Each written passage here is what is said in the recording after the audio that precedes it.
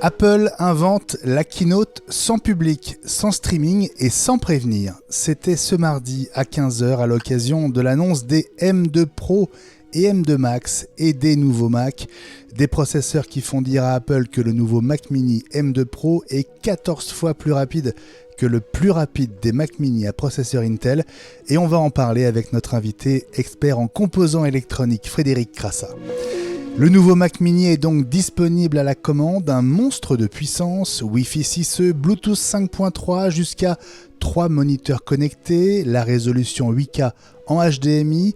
Le M2 Pro se paye cher, 850 € de plus que le modèle M2 de base, mais lui est à 699 € et donc 100 € de moins que le modèle M1 qu'il remplace. C'est une bonne nouvelle, mais on en perd un peu notre latin. L'autre événement de ce mardi, c'est l'annonce des nouveaux MacBook Pro, M2 Pro et M2 Max. Les mêmes en plus rapide, 30% en moyenne et jusqu'à 22 heures selon Apple sur une seule charge. La mauvaise nouvelle, ce sont les prix qui augmentent encore. Tous les détails à suivre.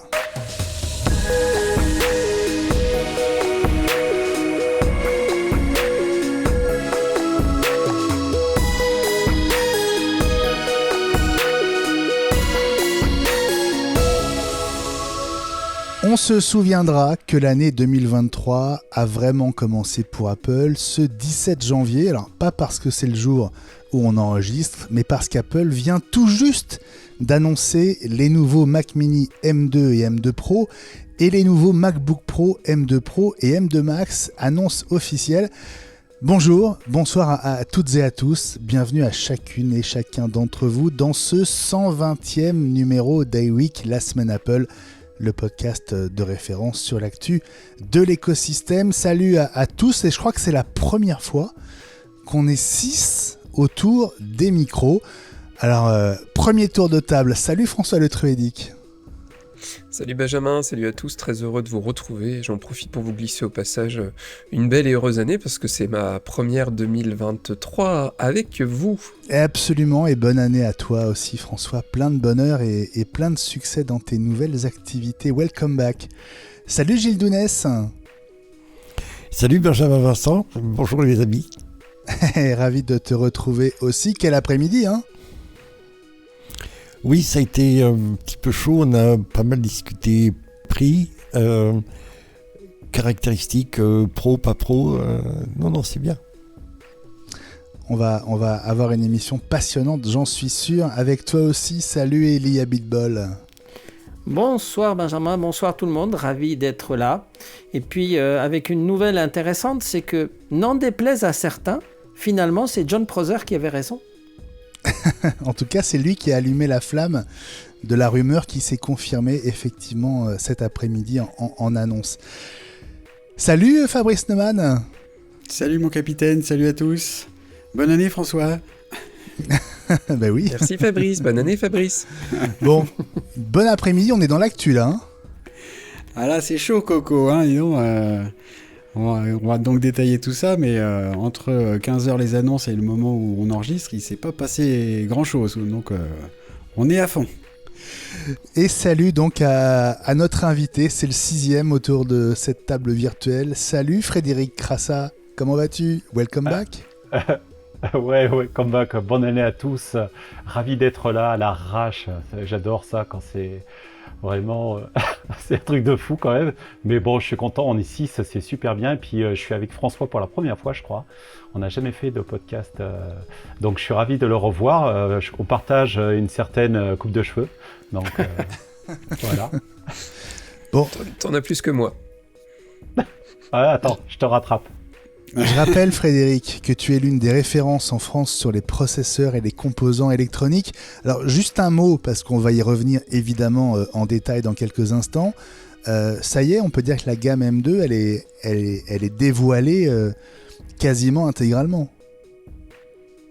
Ah là, ouais, là, c'est quand même bien propre. Enfin, en tout cas, pour ce qui est du M2, moi, je suis plutôt content de savoir que le M2, ça ne sera pas du 3 nano.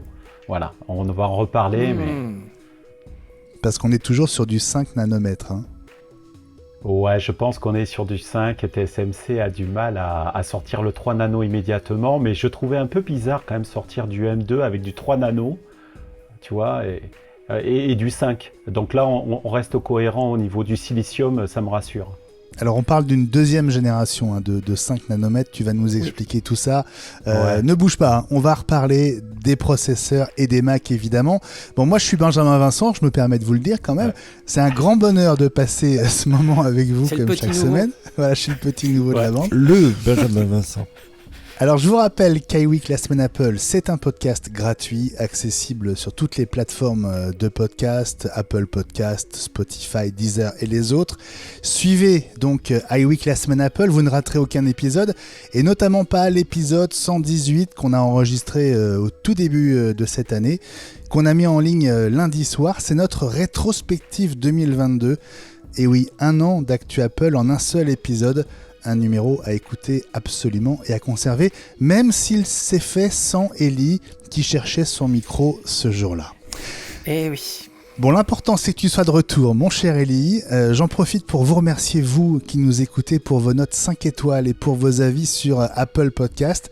Merci notamment à Mikey et Enzo qui ont déposé les 2 plus récents.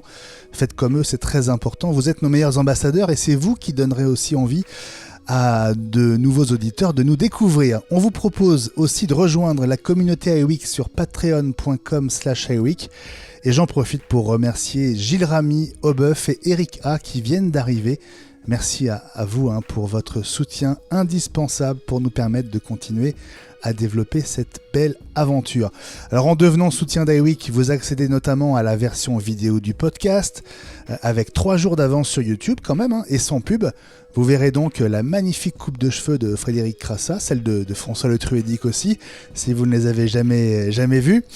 Voilà, on est au bord de ce 120e épisode qui démarre dans quelques instants avec évidemment les nouveaux Mac et les nouveaux processeurs M2 Pro, M2 Max. A tout de suite.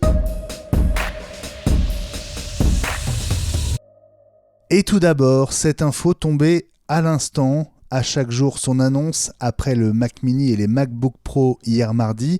Apple vient d'annoncer le nouveau HomePod 2e génération au même prix qu'à la sortie du premier modèle en France en juin 2018, soit 349 € TTC quand même. Et contrairement à ce qu'on imaginait, François, extérieurement, rien ou presque ne le différencie de son prédécesseur. Notamment, il n'y a pas d'écran sur le haut comme on pouvait l'espérer. Ouais, je t'avoue que quand j'ai eu la notification sur mon Apple Watch, nouvelle HomePod, je me suis dit chouette. Tu sais que je suis un gros client du HomePod, j'en ai plusieurs à la maison.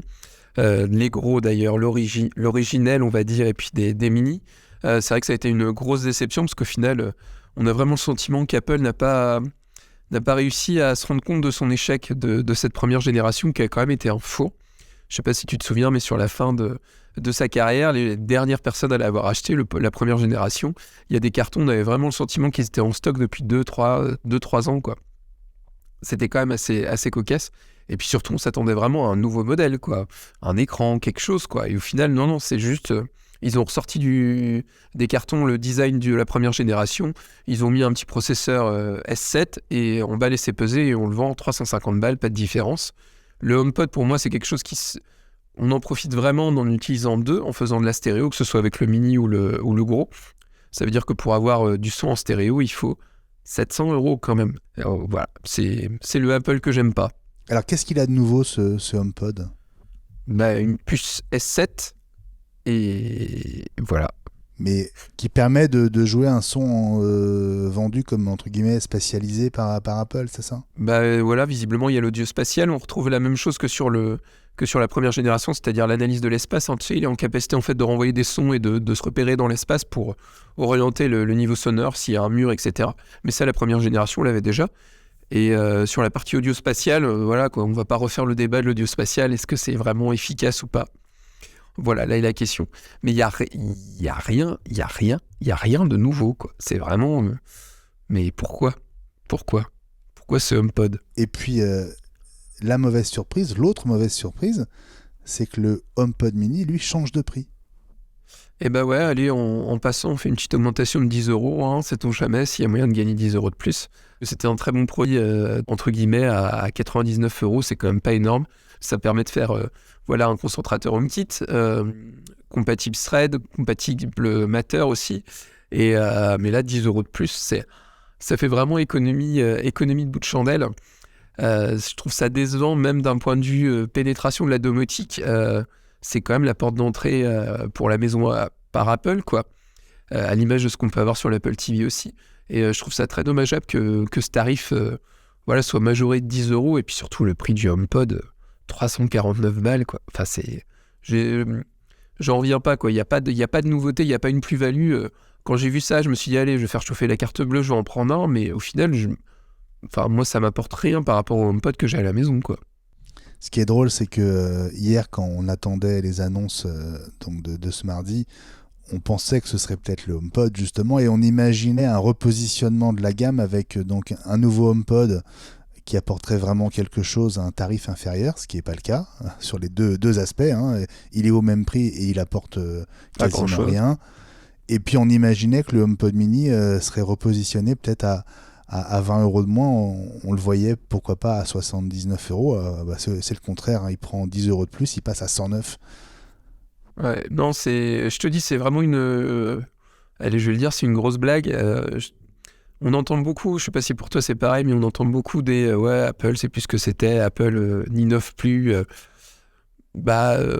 J'essayais de défendre Apple, mais je trouve que même en tant que fanboy, c'est assez compliqué. Finalement, depuis la sortie des processeurs Apple Silicon, des M1, il n'y a pas eu grand chose de vraiment effet waouh. Alors je sais qu'on peut pas réinventer la roue tous les ans, hein, c'est pas le souci. Mais il y a des choix à l'image de cette augmentation de tarif de ce HomePod qui sont très compliqués à justifier. Et moi, j'ai déjà eu des SMS disant « T'as vu la grosse blague ?» quoi. Et c'est vraiment le sentiment que ça donne, c'est une grosse blague. Là, on se dit qu'Apple se moque un peu et j'espère qu'ils vont être en capacité de nous proposer des choses sympas dans les mois à venir parce que là, ça commence à être compliqué de défendre cette belle maison, quoi. On hésitait depuis lundi soir entre nouveau Mac et nouveau HomePod. Il était 15h ce mardi 17 janvier 2023, 9h à New York, 6h du matin à Cupertino, lorsqu'Apple a bien annoncé les processeurs M2 Pro et M2 Max, puis le Mac mini M2 et M2 Pro, puis les nouveaux MacBook Pro, M2 Pro et M2 Max. Tout ça s'est joué en moins de 5 minutes. Alors on va revenir sur ces trois annonces. On va garder, Fred, si tu le veux bien, les processeurs pour la dernière partie. On va directement commencer par cette évolution des Mac, et en commençant par le Mac mini. Mac que tu attendais, Fabrice, avec beaucoup d'impatience. Qu'est-ce que tu t'es dit en découvrant la bête ? Youpi, fantastique, formidable. Ça répond. Alors, ça coche toutes les. Mais oui, parce que ça coche toutes les cases. On en a déjà parlé et compris aussi avec Fred quand il était parmi nous du fait qu'il manquait un truc dans la gamme complète des Macs, c'est-à-dire un Mac avec de bureau avec un processeur Pro. C'est-à-dire qu'il y avait le Mac Mini M1 et puis ensuite le Mac Studio M1 Max et puis M1 Ultra. Et il n'y avait pas de machine de bureau avec un M1 Pro. Alors il n'y a toujours pas de machine de bureau avec un M1 Pro, mais donc avec un M2 Pro, puisque c'est ça la première grande nouveauté pour moi, c'est que le Mac Mini M2 existe en deux versions, M2 et M2 Pro. Donc c'est... Il pose tout de suite une problématique par rapport au Mac Studio, mais on en reparlera, j'imagine, dans quelques instants. Tout à fait. On fait un premier tour de piste. Votre réaction sur donc ce nouveau Mac Mini. Gilles, qu'est-ce que tu t'es dit tout de suite ? Je me suis dit génial, d'autant que je me suis jeté sur la vidéo de présentation et le premier truc qu'ils disent, c'est que ce Mac Mini, on peut le mettre dans des racks et les mettre dans des data centers. Mais ça a toujours été le cas. Oui, mais là, ils le revendiquent. Ils le mettent en avant. Il faut écouter ce qu'ils disent. Il y a ce que les gens font avec leur truc, leur Mac, leur appareil Apple, et comment ils inventent des usages, et ensuite, Apple, comment il les récupère. Donc pour toi, le message important sur le Mac Mini, c'est son utilisation dans des data centers. Oui, c'est-à-dire qu'on peut aussi le faire fonctionner comme des data centers. Dans des data centers, c'est-à-dire que c'est suffisamment puissant pour faire n'importe quoi. Effectivement, c'est ça que ça veut dire. Ok, alors on continue le tour de table. François, réaction sur le Mac Mini avant d'entrer dans le détail des caractéristiques. J'allais dire bien, mais pas top, pour faire allusion à un grand film assez culte de ma génération. Ouais, bien, mais c'est vrai que... Pourquoi pas top ? Parce que je considère que, à l'image de ce que Apple a fait sur le MacBook Air M2, ça aurait peut-être été l'occasion de faire un petit redesign, parce que c'est vrai que cette machine est quand même très sympa, mais aujourd'hui, quand on voit la faible taille des processeurs Apple Silicon, on aurait pu apprécier d'avoir un tout petit ordinateur. On sait qu'il n'y a pas de ventilateur dedans, donc peut-être que dans le modèle M2 Pro, il y aura un ventilateur, ça on ne le sait pas, mais sur les modèles... Ah, je vois que Fabrice fait non, donc j'ai dû dire une grosse bêtise, donc Pas grosse, il y a un ventilateur. Ouais. Mais il y aurait la place pour faire une caisse plus petite. On attend le McFixit. Ouais, potentiellement. En même temps, le Pro va dégager un peu plus de chaleur. Donc, c'est ce qu'on s'était dit aussi quand on avait vu le Mac Mini M1. C'est que, tiens, justement, encore raison de plus que pour qu'il y ait une version Pro, c'est qu'il y a la place dedans. Et pour qu'il soit bien ventilé. Il est peut-être bien content, le M2 Pro, d'avoir de la place. Bah ouais, d'avoir, comment dirais-je, des Macs qui n'ont pas de problème de ventilation, ça fait du bien par rapport au Mac Pro de 2013 qui a eu comment dire, la carrière qu'on sait. Alors, on continue ce premier tour de table, juste pour avoir votre sentiment, comme ça, à chaud. Ellie, Mac Mini, best-seller. J'espère, parce qu'en fait, le Mac Mini a toujours été le mal-aimé de la gamme Apple, celui qu'on n'était pas autorisé à mettre dans le showroom, et quand on a beaucoup râlé, ils nous ont autorisé à le mettre à la dernière mouture, mais sans écran et sans clavier. Donc en fait, il est posé sur une table, mais bon, tu te demandes ce qu'il fait là, le pauvre. Donc du coup, c'est bien qu'ils le remettent un peu en avant. Et puis surtout, le rapport qualité-prix est particulièrement intéressant puisqu'il est légèrement moins cher que la génération précédente, alors que ce n'est pas le cas des autres annonces d'aujourd'hui. Ça, c'était la bonne surprise. Le reste, c'est la puissance, mais ça, on va en parler. Ouais, on va reparler aussi des prix parce que ça va être un sujet évidemment pour les MacBook Pro. Fred, je termine par toi. Ce Mac Mini, première réaction quand tu l'as découvert? Déjà, j'étais plutôt agréablement surpris, comme disait Fabrice, de voir enfin un M2 Pro. Moi, j'attendais un M1 Pro, il n'y avait aucune raison pour qu'il n'y ait pas de M1 Pro dans le Mac Mini. Mais je pense qu'au départ, comme vous le savez, ils voulaient réserver ce processeur qui était difficile. Vous vous rappelez, c'était difficile à avoir les MacBooks. Ils voulaient privilégier, je pense, les MacBooks où il y a vraiment une valeur ajoutée forte. Mais là, actuellement, c'est vrai que je regarde le Mac Apple, le Mac Mini M2 Pro, il commence à 699 en M2 et après il passe à 1549 avec du M2 Pro. Bon, c'est pas mal quand même pour des configs de développeurs qui ont des écrans, qui utilisent leur propre clavier et tout ça. Voilà, là je suis comme Fabrice, je suis quand même content d'avoir ce genre de machine. Alors bien sûr, on pourrait faire plus petit, mais je conseillerais à François d'acheter une Apple TV et d'essayer de programmer dessus. Non, je plaisante. Mais il pourrait presque, franchement, il pourrait, sur un format Apple TV, François a raison, en même temps, sur un format Apple TV, il pourrait pas, bon, peut-être pas M2 Pro, mais il pourrait mettre facilement un petit M1. Un petit M1, on pourrait faire quand même pas mal de choses pour les étudiants et tout ça avec un petit format comme ça, c'est vrai. Alors, on va rentrer dans le détail de ce nouveau Mac Mini, les caractéristiques. Fabrice, est-ce que tu peux nous aider à faire sa fiche d'identité pour qu'on sache exactement ce qu'il a dans le ventre, ce Mac Mini M2 ou M2 Ce qu'il a dans le ventre, alors c'est le M2 qu'on a donc déjà vu dans le MacBook Air, M2 qui lui a bénéficié d'un redesign comme faisait remarquer François, et aussi du MacBook Pro 13 pouces dont on ne parlera plus à partir de maintenant. Donc, c'est pas on n'en parlait pas beaucoup déjà, volontairement. Et donc un M2, ça a 8 cœurs CPU, 8 cœurs de GPU, ça peut aller jusqu'à 16 Go de RAM. Et puis, ça fait parmi les nouveautés aussi de ce Mac Mini, c'est qu'on peut monter, alors avec un M2 Pro, on peut monter à 32 Go de RAM. Le Mini était avant limité à 16 Go. Donc il y a vraiment une montée en gamme partout. Dès qu'on passe au M2 Pro, on peut aller jusqu'à 8 Tera de SSD, c'est quand même pas mal non plus. On l'avait évoqué quand on avait parlé du M2 justement. Le M2, c'est pas uniquement des cœurs CPU et GPU supplémentaires. Il y a aussi les Media Engine qui sont là pour le décodage, l'encodage audio-vidéo. Donc ça en fait vraiment une machine, j'ai envie de dire, d'entrée de gamme pro, quoi. C'est pour ceux qui ont des envies de montage vidéo, etc. On peut déjà. Tu parles du M2 Pro là, des machines M2 Pro. Non, le M2 a déjà déjà des cœurs Media Engine, hein, donc il y a déjà des choses dedans, et donc le Pro va un petit peu plus loin dans le domaine, comme disait Fred tout à l'heure, donc à partir de. Alors, on va reparler des pros après, hein. Là vraiment parlons des machines, des caractéristiques. Et donc ce qu'il y a du design des ports. Le M2 va de ces 8 16 Go et jusqu'à 24 pour le M2 et jusqu'à 32 pour le M2 Pro. Le design extérieur tout à l'heure. Et ben je me suis trompé, voilà. Oui. Donc le M2 va jusqu'à 24, le M2 Pro va jusqu'à 32, pardon. D'accord. 32.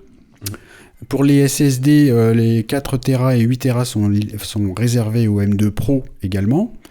Petit truc marrant au passage, c'est a priori le même boîtier, en tout cas visuellement dans les photos qu'on a vues, quand on le regarde de face, il n'y a pas de différence, sauf que le Mac Mini M1 est marqué comme faisant une épaisseur de 3,6 cm et le M2 de 3,58. Alors, je suis très surpris. Ça change donc rien, mais je comprends pas en fait pourquoi c'est plus petit. C'est quoi? C'est 0,2 mm ou c'est 2 mm?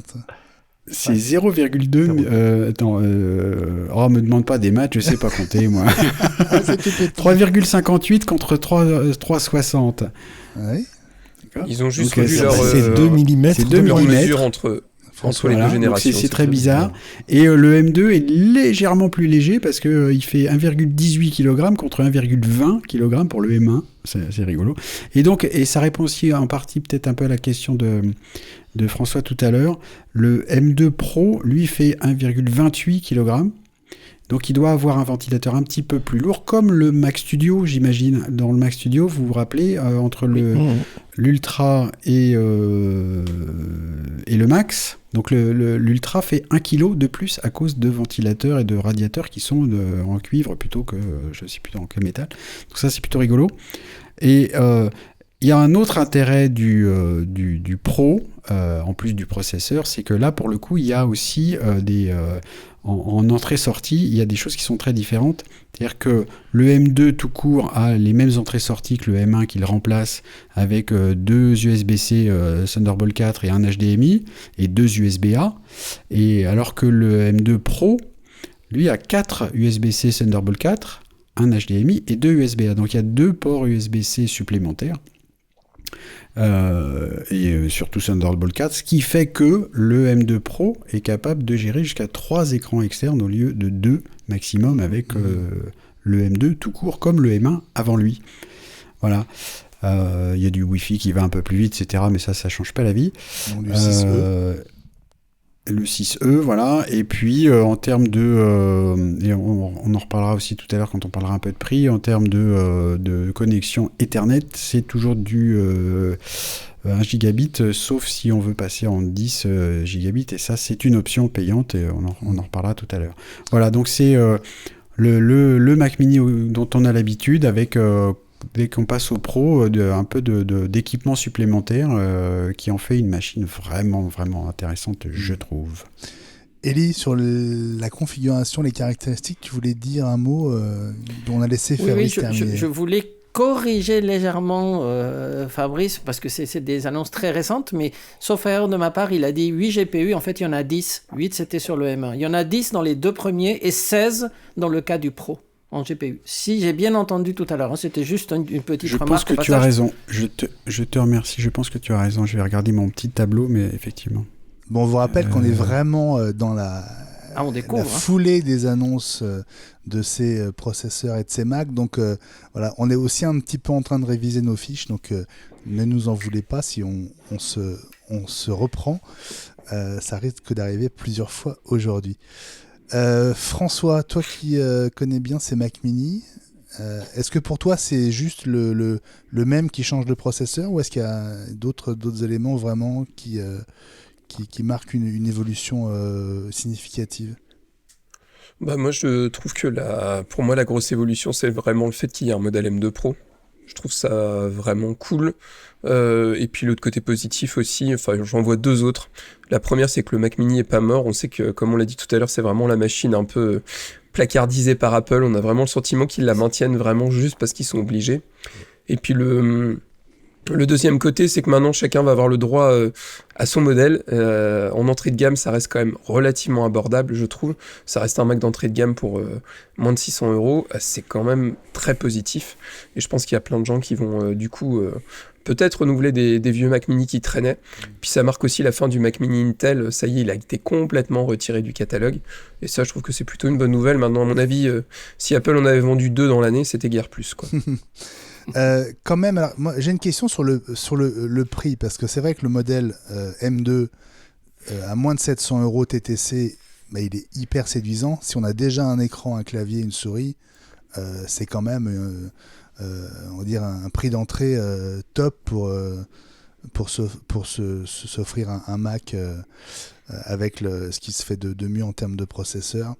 En revanche, le passage au M2 Pro, il est quand même facturé.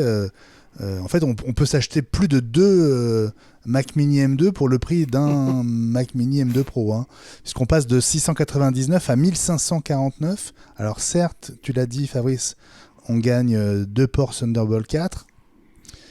Mais à part... on gagne aussi, attention, parce qu'on gagne aussi 16 Go de RAM au lieu de 8 et 512 Go d'SSD au lieu de 256. Ouais, donc quand on compare avec les prix pour ajouter 8 Go de RAM, c'est 230 €. Hein. Donc c'est ça aussi qu'il faut comparer de la même façon quand on compare, tu sais, le MacBook Air M2 qu'on avait trouvé un peu cher aussi... au MacBook Pro 14 pouces en disant que c'est peut-être presque similaire pour un prix équivalent avec le MacBook Pro, enfin à peine plus cher pour le MacBook Pro, on a un équipement encore un peu supérieur. Donc c'est là aussi où c'est la configuration de base du M2 Pro est quand même plus complète malgré tout. Absolument. Alors pendant que tu parles, j'étais en train de faire la simulation. En la faisant, je vois d'ailleurs que l'option 10 gigabits Ethernet est à 115 € pour ceux que ça intéressera. Donc j'ai pris le modèle de base, le M2, le Mac Mini M2. J'ai ajouté 8 Go de RAM pour arriver à 16. J'ai doublé le SSD pour passer à 512, donc comme sur le modèle M2 Pro, et je suis à 1159. Donc pour le modèle M2, sachant que le modèle M2 Pro est à 1549, donc il y a en gros 400 € d'écart, quoi. Le changement de processeur est facturé 400 €, plus les 2 ports en plus. Voilà. Il y a aussi une petite différence dans la performance de la bande passante mémoire, puisqu'elle est à 200 gigaoctets au lieu de 100, c'est-à-dire qu'elle double. Or, la mémoire, quand on fait des tâches intensives, et Fred va nous le confirmer, c'est quand même doubler la bande passante de la mémoire peut être quand même nécessaire pour certaines personnes. Pas pour la plupart des mortels, mais pour certains, oui. Ouais, alors on va y revenir quand on va revenir sur les processeurs. Je sais que Gilles, tu boues d'impatience de t'exprimer. Oui, alors ça a un effet, la vitesse de la bande passante sur la longévité des Mac, puisque, on va en parler, mais Apple fait un appel du pied assez insistant aux anciennes générations de possesseurs de Mac, et non pas la dernière. Ne regarde pas les gens qui viennent d'acheter un Mac Mini il y a 2 ans, mais cherche à faire franchir le pas aux anciens possesseurs de Mac Intel. Et le fait de rajouter de la mémoire et de faire des puces à façon renchérit le coût. On n'est pas dans la production de masse de base pour les machines de configuration standard sur étagère. Chaque fois qu'on rajoute une option, on fait fabriquer des puces, je parle sous le contrôle de Fred, des puces plus difficiles à fabriquer et en moins grande quantité. Du coup, ça renchérit aussi d'autant le coût c'est évident, du Mac et de la puce. Bien sûr. Non, mais je dis pas, hein, mais et le Mac Mini M2 Pro est 2 fois et quelques plus cher que le Mac Mini M2. C'est juste... voilà. Mais effectivement, il y a l'augmentation de la RAM, il y a l'augmentation du stockage, il y a les 2 ports en plus. Et finalement, Fabrice, c'est pas délirant, le prix du modèle M2 Pro ? Non, je vais même... Enfin, je m'étonne moi-même, je vais vous étonner peut-être aussi. Je trouve ça même raisonnable. Dans le contexte Apple, je trouve ça raisonnable parce qu'on sait en plus, autant il y a 2 ans et demi quand sont sortis les premiers M1, avant que sortent les tests, on pouvait avoir un doute sur ce que ça pouvait faire. Là, on n'a plus aucun doute, c'est-à-dire qu'on sait que, en plus le M2 tout court, on l'a donc déjà testé, on sait qu'il est entre 20 et 40% plus rapide que le M1 en fonction de des tâches qu'on lui demande. En GPU, c'est 20%, en Neural Engine, c'est plutôt 35-40. On sait déjà le M2, que le passage au M1 vers le M1 Pro donnait notamment la bande passante mémoire que faisait remarquer Eli, un vrai gain. On aura donc le même gain avec le M2 Pro. Enfin, on est en terrain connu et dans des hautes sphères. Donc voilà, ça va être des super machines pour des prix que je trouve moi raisonnables. Là, pour le coup, je dis bravo.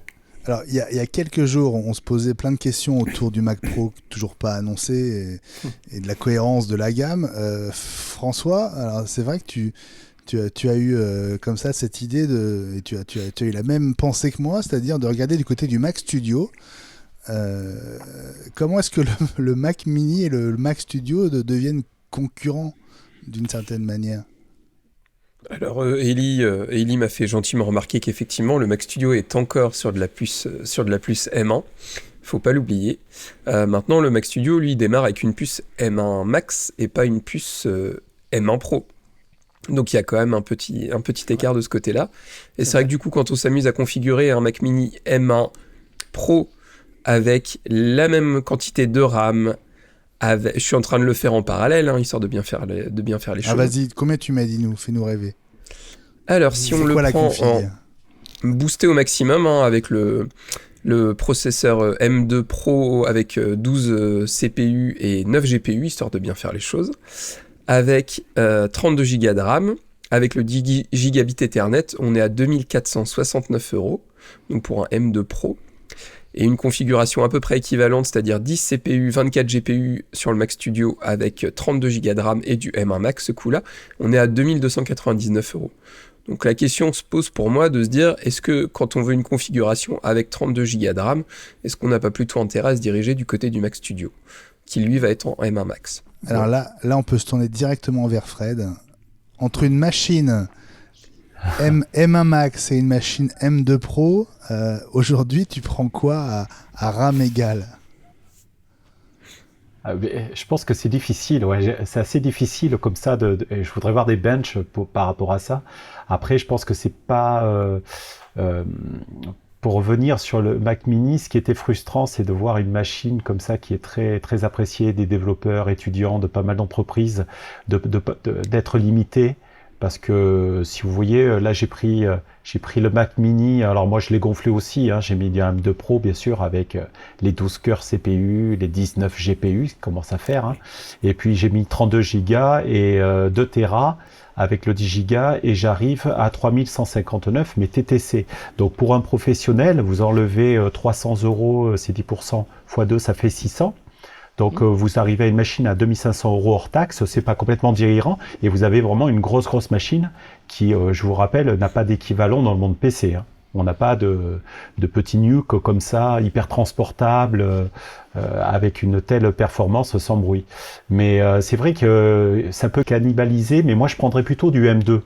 Je prendrais plutôt du M2 que du M1 Pro en Mac Studio, parce que je trouve que le format est quand même très sympa, très petit, très léger. Non, mais la question, c'est entre du M1 Max et du M2 Pro, qu'est-ce que tu prends? Ah, bah ouais, alors ça va changer sur la partie GPU. Ça va changer sur la partie GPU, donc ça dépend des usages GPU, parce que le Max, il est à 32 cœurs, hein, je crois, GPU, alors que le Pro, lui, il s'arrête à 19. Donc là, clairement, même si il est à 24 c'est une cœurs nouvelle pour être génération... 24 cœurs GPU. 24. C'est 24 cœurs GPU pour en entrée de gamme. le studio d'entrée de gamme, entre guillemets. C'est 24 cœurs GPU et contre 19 pour le Oui. M2 Pro. Voilà. Oui, si on commence au début, ce qui a le studio, vous pouvez le passer, pouvez le monter un petit peu plus, je crois, de 24, vous pouvez le passer à 32.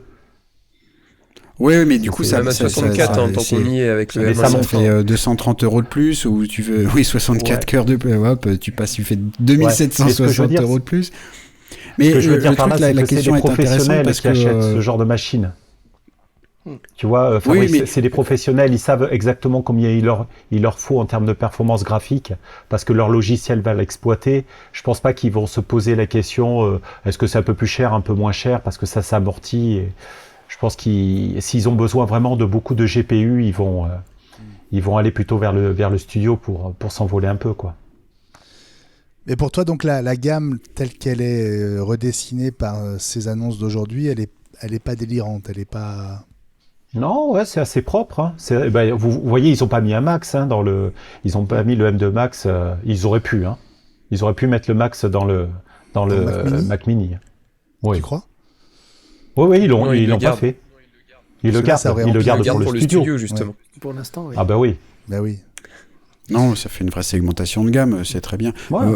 En termes de prix, on peut juste probablement s'attendre à ce qu'il y ait une petite augmentation du prix des M2 Max et M2 Ultra quand ce sera sorti pour le studio, s'il reste au catalogue donc.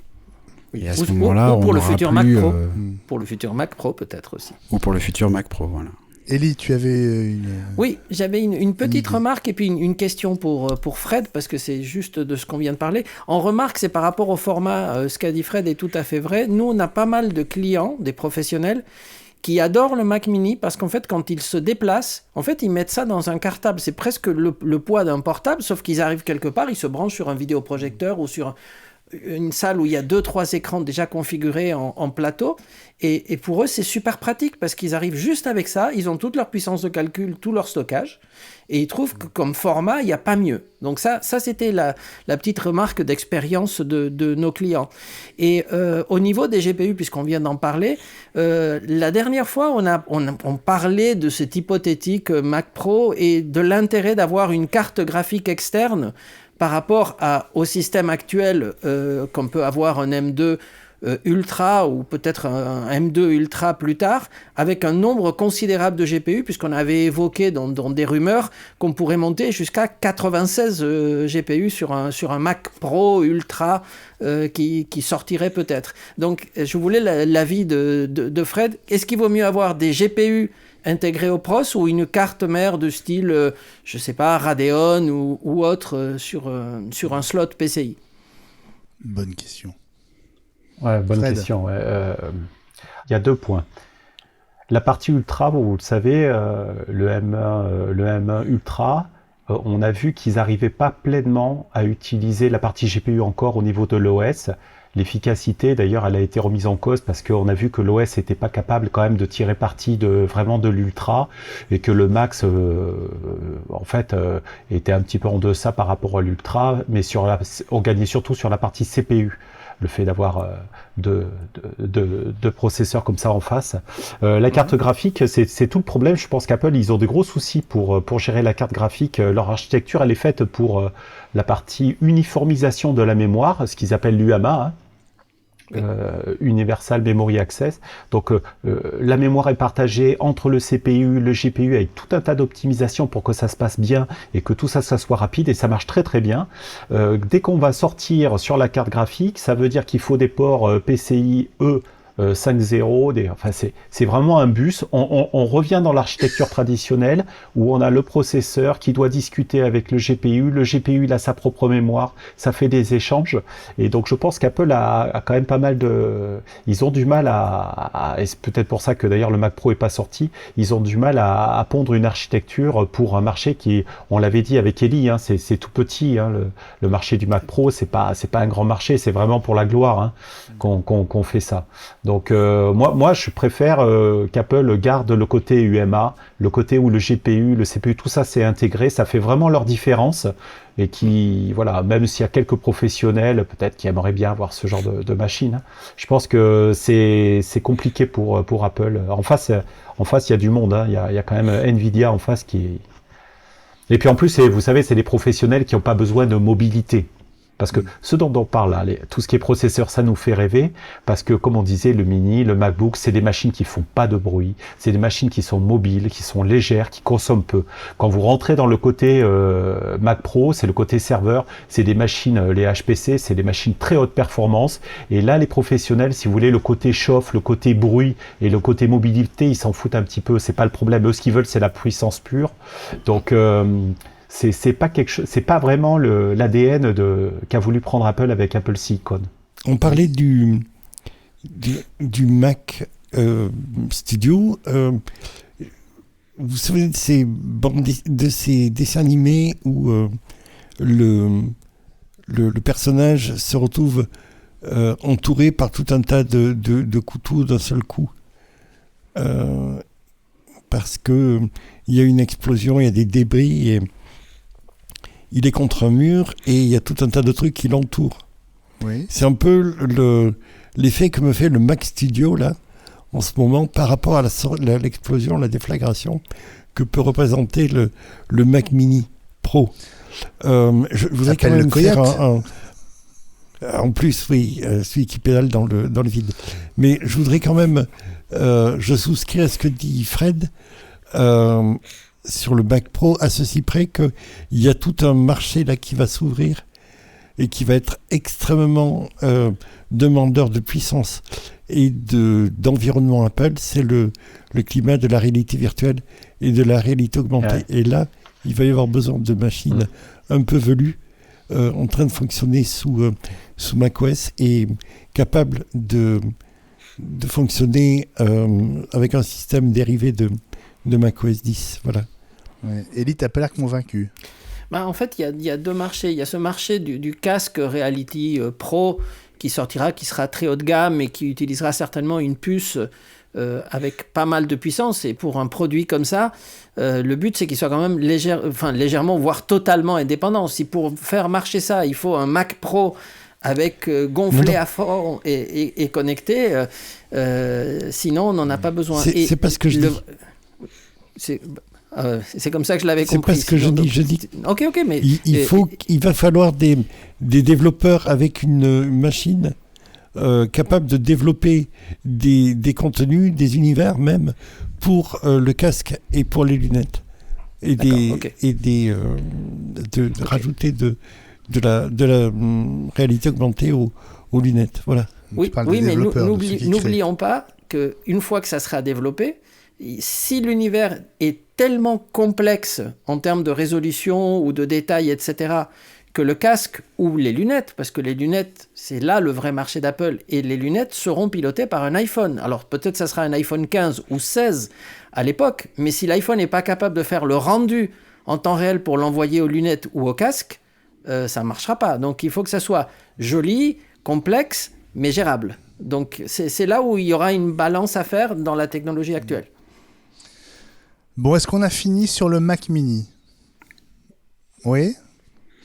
On rappelle juste les prix peut-être et la dispo qu'on n'a pas donné. Alors, le Mac Mini M2, c'est 699 €, n'est-ce pas, mon cher Eli ?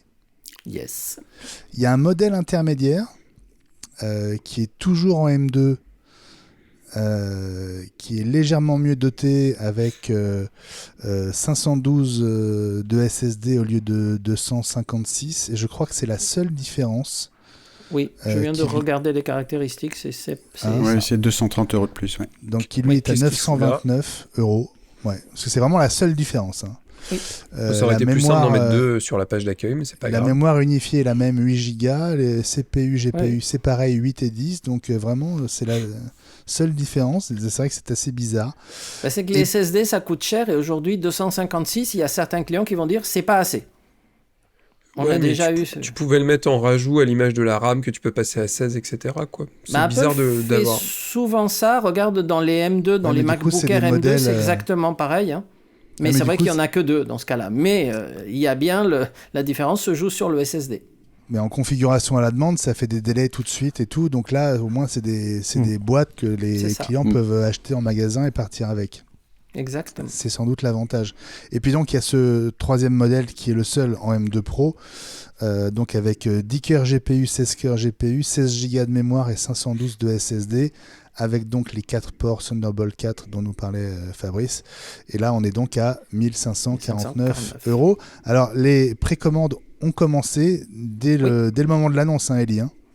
Absolument. Donc les clients peuvent commander aujourd'hui et normalement les livraisons sont prévues pour mardi prochain, donc le 14, puisqu'on a reçu, ça y est, l'embargo fatidique qui dit que si avant mardi matin à l'ouverture, un produit comme ça traînait par hasard, des fois qu'on en aurait reçu, on risquerait une attaque nucléaire préemptive de la part d'Apple. Voilà. Donc, du coup, c'est une grosse semaine pour toi. Ah, ça va être intéressant. Maintenant, on va C'était voir pas comment prévu réagissent les clients. C'était pas prévu du tout. Hein. J'ai des commerciaux qui ont posé des vacances, enfin en disant non, mais il se passe rien en janvier. Apple n'a jamais rien fait en janvier. Partons à la neige. C'est à peu près ce qu'on a dit il y a une semaine, je crois. Hein. Ouais. Bah oui, on n'y pensait pas non plus. Juste mini correction, c'est donc à partir du 24 et pas du 14. 24, oui, ouais. excuse-moi. Le prochain, c'est 24. On est le 17, oui, c'est forcément. Oui, on est heureusement déjà qu'on le est 17. 6 pour se corriger Ouais, les on uns va les voir. autres. Hein. À tous ensemble, on va être bon. Bon, allez, on passe au MacBook Pro, parce que c'est la deuxième grosse annonce de ce mardi 17 janvier 2023. Les MacBook Pro qui passent donc pour les modèles 14 et 16 pouces au processeur M2 Pro et M2 Max. Et là, je vois que Frédéric se frotte les mains. Ben oui, forcément, il y a du M2 Max là-dedans. Tu vas pouvoir nous en parler. D'abord, peut-être un petit tour des caractéristiques, de ce qui vous a étonné, de ce que vous avez tout de suite remarqué, repéré. François, toi qui as un 14 pouces M1 Max... Je vais être très honnête, je me suis dit j'ai bien fait de pas le commander, j'ai bien fait de pas attendre les 14 et 16 pouces parce que je trouve pas le delta hyper important, la marche était énorme pour moi entre les processeurs Intel et les M1 Pro et M1 Max, là un peu moins. Ce que je vois surtout c'est l'augmentation de tarifs quand même. Et alors on peut commencer par ça peut-être. Oui. C'est quoi les prix et c'est quoi l'augmentation? Plus que les prix, ça l'augmentation. démarre à 2399, ce qui fait 200 € de plus que les modèles actuels, qui n'étaient pas déjà donnés. Hein. C'était 150 ça fait 10. dans... Qui avait déjà pris il y a quelques mois. Hein. Oui. Hein, donc là, 2399, donc c'est sur du 14 pouces évidemment. C'est 150 sur le 14 et 200 sur le 16.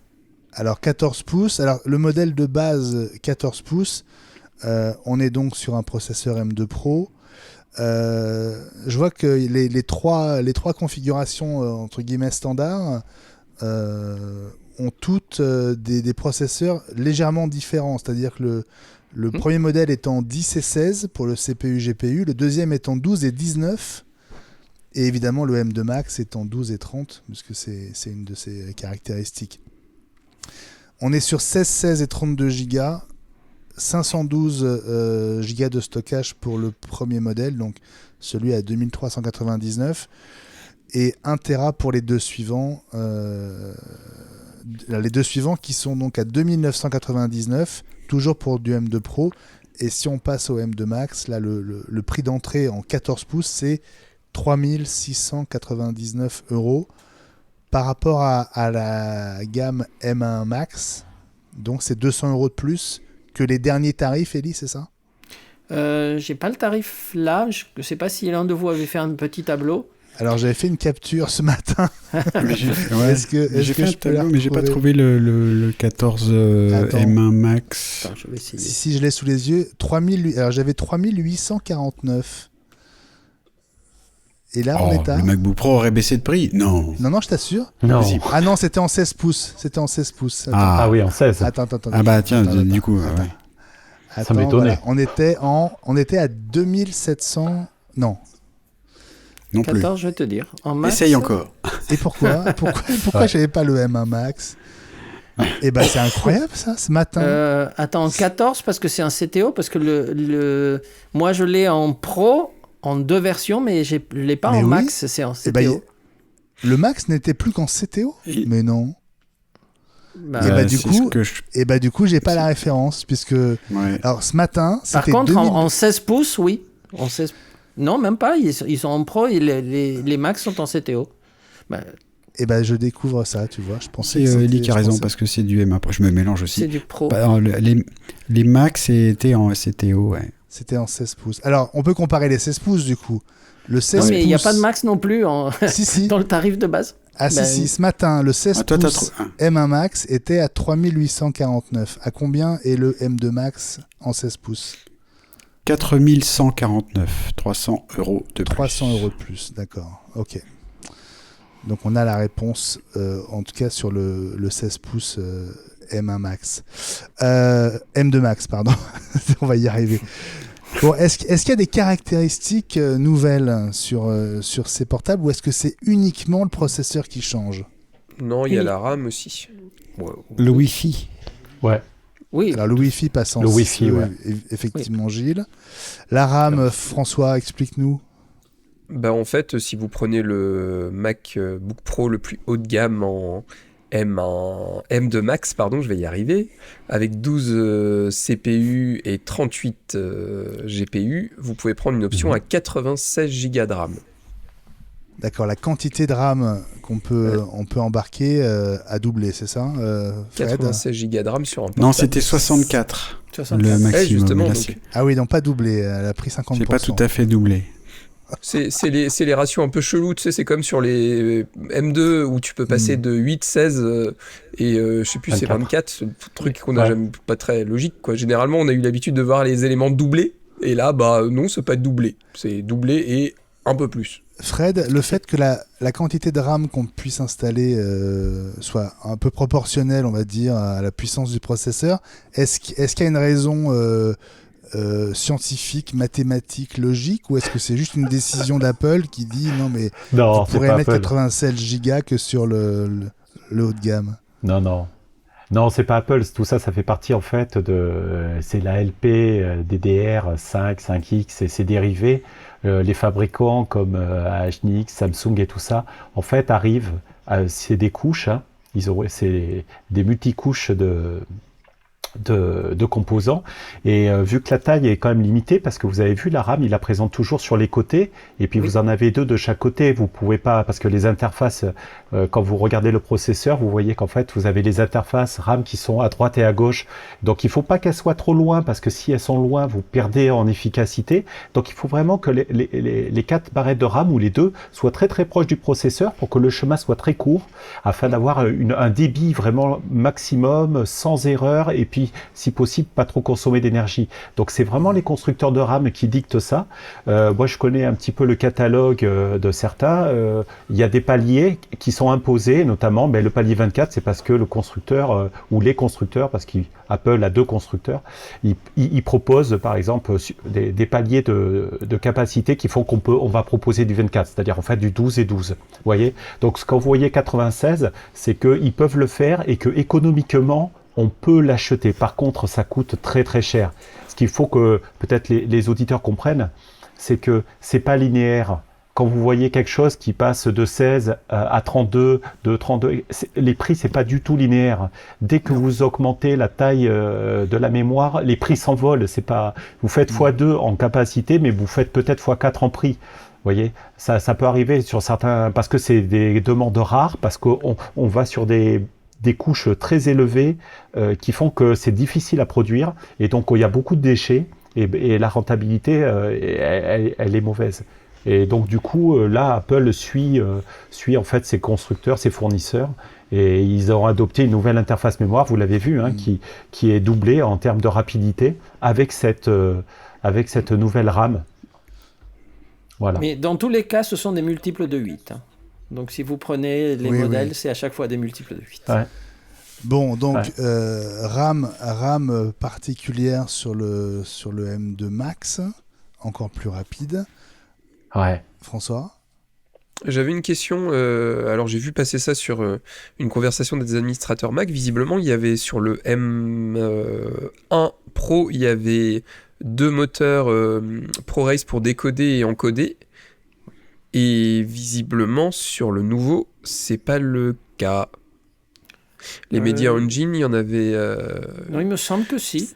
Sur le Max, en tout cas dans la vidéo, il me semble que oui. Alors, Peut-être sur pas dans le les Max, caractéristiques là. Sur le Max, ils insistent effectivement sur le décodage hardware du ProRes. Mais sur le Max, je l'ai pas vu sur le Pro. Ça veut pas dire que c'est pas le cas. C'était le cas sur le M1 Pro. Ils l'auraient pas enlevé sur le M2 Pro quand même. Non. En fait, ce qui se passe, Non, c'est non, que il y a bien des visiblement, moteurs il y en avait- d'encodage, mais je sais pas Il y combien. en avait 2 jusqu'à maintenant, ils en ont enlevé Ouais. un, il ne reste plus que 1. Tu parles du Voilà. Selon les M2 captures Pro. d'écran qu'on peut voir sur le site d'Apple. Hein. J'ai la capture en face et visiblement, oui, en Ouais. Media Engine, ça a été, il y a une partie qui est D'accord. divisée par 2. Alors, je sais pas si Fred, tu peux essayer de trouver l'info là-dessus. Ouais, je suis en train de regarder pendant ça. pendant qu'on en discute. Alors, effectivement, ils ont fait un peu de ménage, hein, parce qu'il a fallu faire de la place pour tout ça. Notamment parce que la partie GPU, elle a augmenté. Et puis je vous rappelle qu'en fait, même si le procédé de gravure est deuxième génération, etc., dans la réalité, on ne gagne pas beaucoup de place tant qu'on n'est pas passé en N3. On gagne pas. Donc les puces se grossissent, et comme je l'avais dit lors d'une émission au tout début, plus une puce grossit, moins on en fait sur les sur les wafers, là, les gaufrettes, et donc plus ça coûte cher. Et donc il faut arriver à une puce qui soit pas trop grosse parce qu'il y a des déchets, il y a des pertes, etc. Donc c'est un savant compromis pour pas que la puce soit trop grosse, parce que dès qu'elle grossit, la rentabilité s'effondre, c'est une catastrophe. Mais je suis en train de regarder, mais effectivement, j'ai l'impression que cette partie-là a bougé un petit peu, ouais.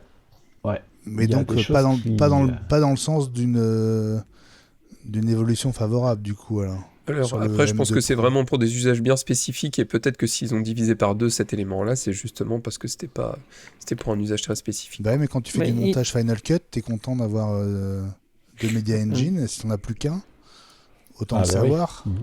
Il y en a combien Ouais. sur le M2 Max du coup?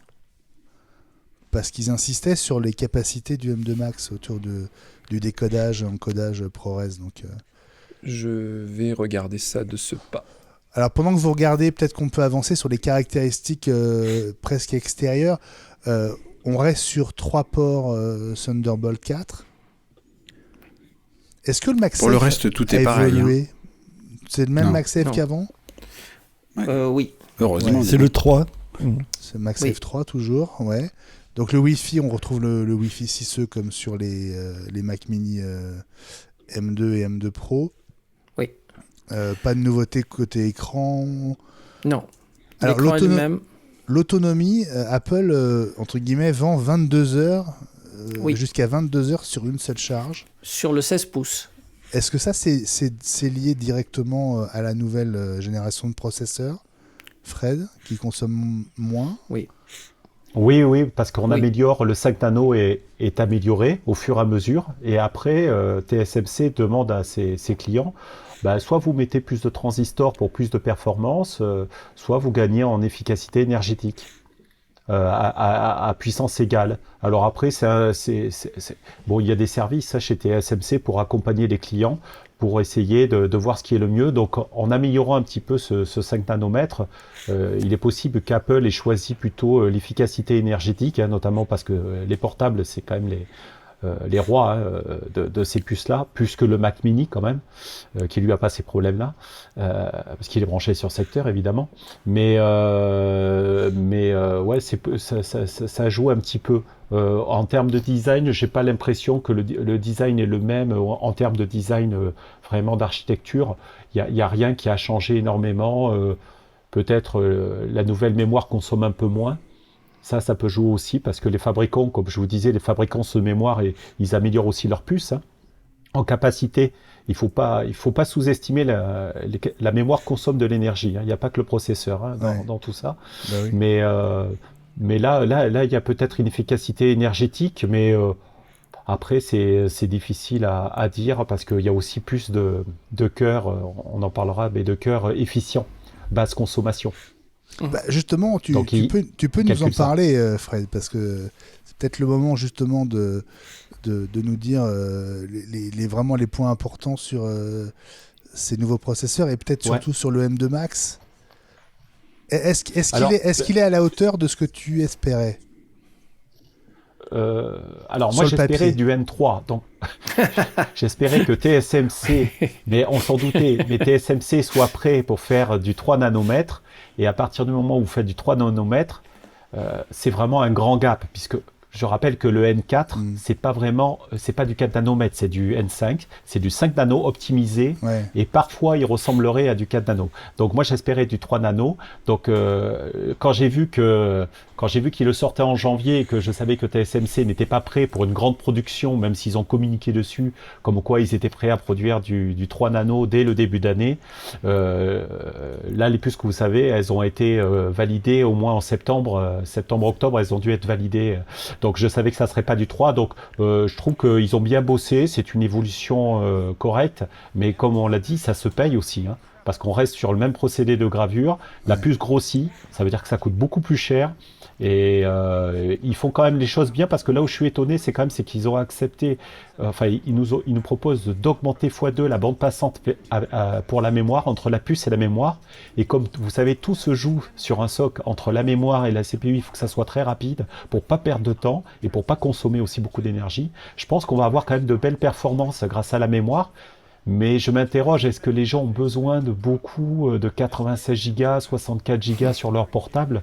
Déjà, 32, ça me paraît, vous voyez, pour la plupart des gens, c'est beaucoup. Alors peut-être qu'il y a des gens qui nous regardent, qui font de l'IA, qui font des choses comme ça, et qui en ont besoin. Hein. J'ai vérifié combien j'ai, j'ose pas vous le dire. Ouais. T'as 64 Mais ça marche comme super moi, mon bien. cher Benji. Ah ouais, Ça marche je me suis vachement bien avec lâché. 16 déjà. Je me suis Ah ouais, lâché. bon, on se lâche. Hein. Ouais, je me suis lâché. Ouais. Mais bon, je suis parti pour quelques années, je pense, avec Ouais. ce 14 pouces. Mais Ouais, si pour vous ça. voulez, là, j'ai les deux schémas. J'ai le M Max à gauche et j'ai les M2 Max à droite. Donc, si vous voulez, vous le voyez d'ailleurs, vous le verrez dans la vidéo d'Apple, on voit bien, ils sont très fiers, ils nous montrent. Hein. C'est assez rare de nous montrer comme ça les beaux designs, etc.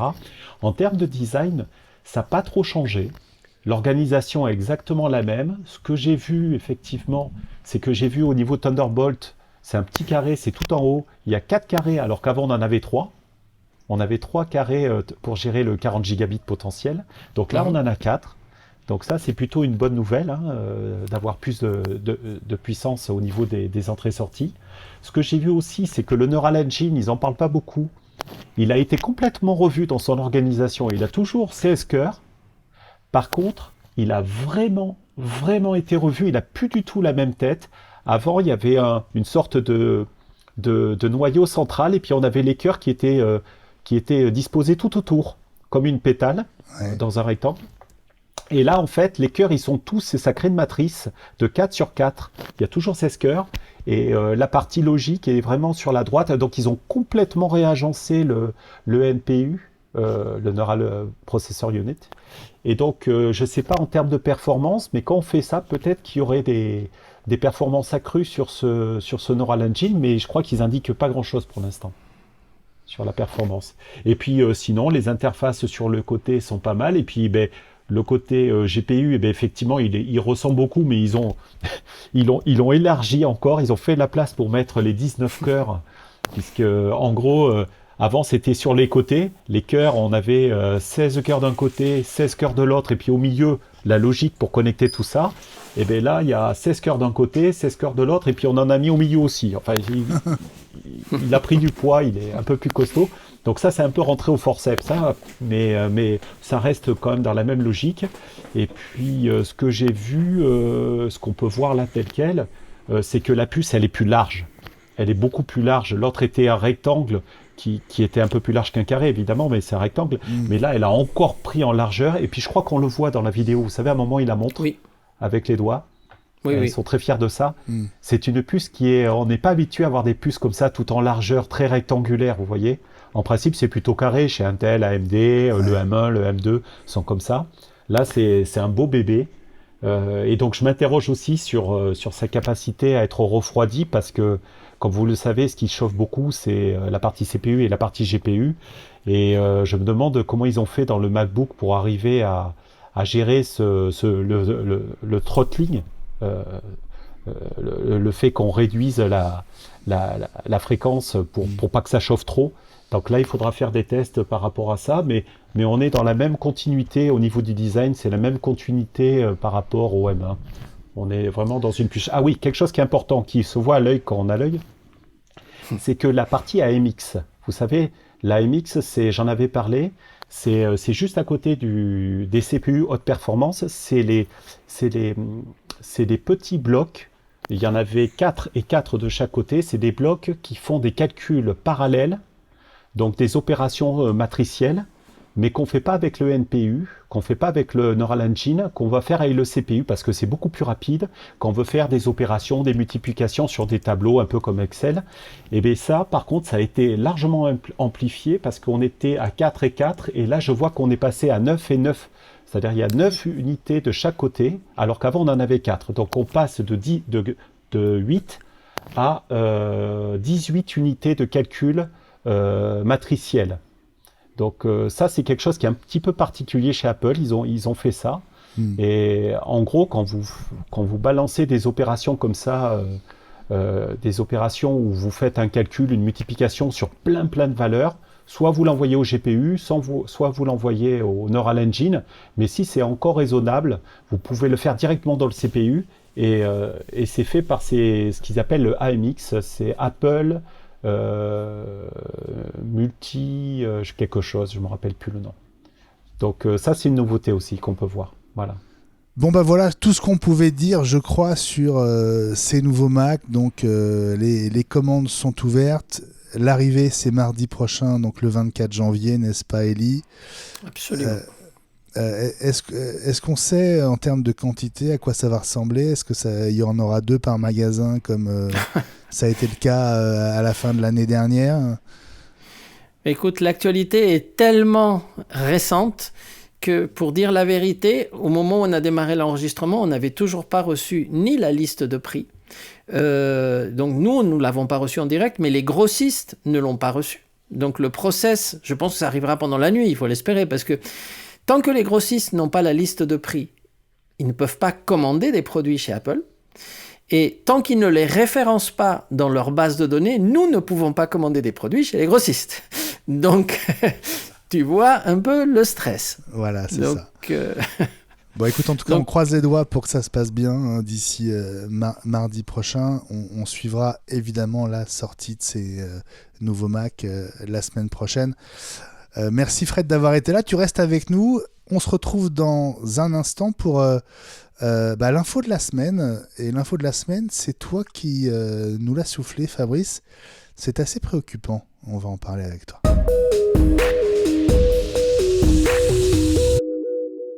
L'info de la semaine, Fabrice, je te passe la main. C'est une fuite de données, un piratage qui prend des proportions inquiétantes. En tout cas, il faut qu'on en parle. Je trouve que c'est vraiment important. Ça concerne le gestionnaire de mots de passe LastPass, qui est un des pionniers dans le domaine. Donc, un gestionnaire de mots de passe, c'est... Alors, beaucoup d'entre nous, on utilise le trousseau iCloud pour enregistrer les mots de passe automatiquement quand on crée un compte en ligne. Et puis ensuite, on n'a plus besoin de s'en souvenir. C'est le gestionnaire de mots de passe qui s'en souvient pour nous. Mais avant le trousseau iCloud, il y a eu, ça fait plus de 10 ans que LastPass existe. C'est un pionnier dans le domaine. Donc le principe, ça a toujours été le même, c'est-à-dire que on peut installer une application sur son Mac, son PC, et puis une extension dans son navigateur. Et pareil, donc on crée un compte en ligne et ça s'enregistre dans ce coffre-fort de mots de passe qui est synchronisé entre tous ces appareils, entre tous ces navigateurs. Tout ça est formidable. C'est très pratique, c'est très sécurisant parce que ça facilite le choix d'un mot de passe unique par site, par exemple, ce qui est une des bases de la sécurité en ligne, plutôt que de n'avoir un seul mot de passe pour tout. Et voilà, donc ça a été un des grands noms, enfin c'est encore un des grands noms de mots de passe. Et le principe de synchronisation entre les machines est le suivant pour que ça reste sécurisé. on a donc son coffre-fort de mot de passe qui est chiffré sur sa machine, qui est ensuite envoyé sur les serveurs de LastPass pour qu'ensuite ce soit synchronisé avec les autres machines sur lesquelles on a son propre compte LastPass.